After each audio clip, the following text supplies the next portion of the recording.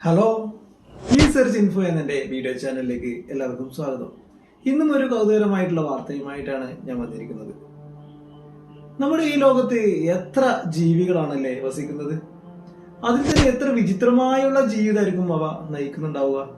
അത്തരം ഒരു വിചിത്രമായ ജീവിതം നയിക്കുന്ന ഒരു പക്ഷിയെ കുറിച്ചാണ് ഞാൻ ഇന്ന് എന്റെ ഈ വീഡിയോയിൽ പറയാൻ പോകുന്നത്. നമുക്കത് കാണാല്ലേ, ഒന്ന് ശ്രദ്ധിക്കുക എല്ലാവരും. നമ്മുടെ തൊട്ടടുത്ത് കിടക്കുന്ന ഇന്തോനേഷ്യയിലാണ് ആ വിചിത്ര ജീവിതം നയിക്കുന്ന പക്ഷിയുടെ ജന്മദേശം. അവിടെയിലെ സുലസേസി ബൂട്ടൻ ദ്വീപുകളിൽ മാത്രം കാണപ്പെടുന്ന ഒരു പക്ഷിയുണ്ട്. പേര് മാലിയോ. കാണാൻ നമ്മുടെ ഗിനിക്കോഴിയെ പോലെ തന്നെയാണ്. പഴങ്ങളും വിത്തുകളും ചെറു കീടങ്ങളുമാണ് ആഹാരം.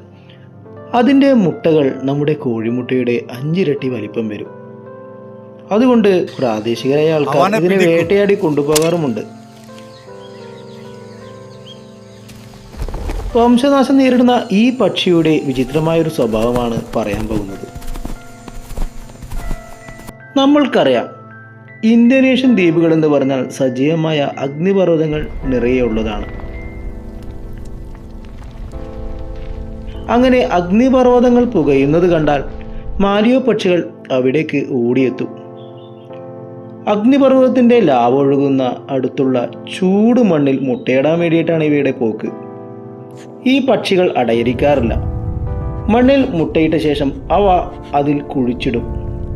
അഗ്നിപർവ്വത ലാവയുടെ ചൂടേറ്റ് കുറെ കഴിഞ്ഞ് മുട്ടകൾ വിരിഞ്ഞ് മാലിയോ കുഞ്ഞുങ്ങൾ പുറത്തു വരും. എന്തായാലും ഒരു വിചിത്ര സ്വഭാവം. എന്തൊക്കെയാണല്ലോ ഈ പക്ഷി ചെയ്തു കൂട്ടുന്നതും.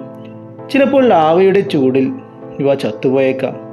ബാക്കി വന്നത് അതിജീവിച്ച് വീണ്ടും പുതുജീവിതത്തിന് വേണ്ടി വീണ്ടും ഈ അഗ്നിപർവ്വത മണ്ണിൽ തിരിച്ചേക്ക് വരും.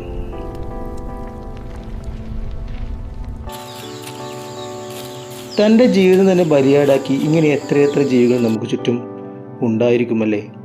വിചിത്രമായ ജീവിതം നയിക്കുന്ന ഇത്തരം പക്ഷികളെ കൂടാതെ അനേകം ജീവികൾ നമ്മുടെ ഇടയിൽ തന്നെ ഉണ്ടാവാം. അതിനെ കണ്ടെത്താൻ ശ്രമിക്കാമല്ലേ നമുക്ക്.